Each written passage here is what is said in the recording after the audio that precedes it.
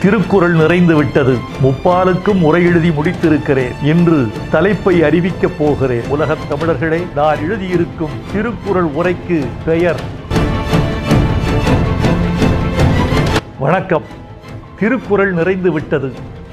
முப்பாலுக்கும் உரை எழுதி முடித்திருக்கிறேன். இன்று தலைப்பை அறிவிக்கப் போகிறேன்.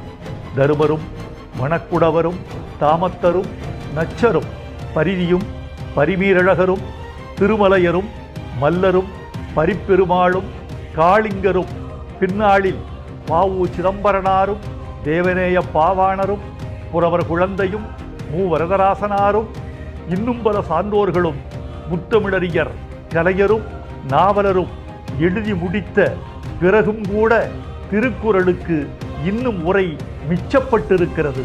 அதை நான் எழுதக்கூடிய வாய்ப்பை காலம் எனக்கு வழங்கியிருக்கிறது. 1330 அருங்குறளுக்கும் உரை எழுதி முடித்த இந்த நூலுக்கு நான் ஒரு நல்ல தலைப்பை தேர்ந்தெடுத்திருக்கிறேன். வள்ளுவர் மறை வைரமுத்து உரை. வள்ளுவர் மறை வைரமுத்து உரை. உங்கள் வாழ்த்து பூக்களையே நான் வேண்டியிருக்கிறேன்.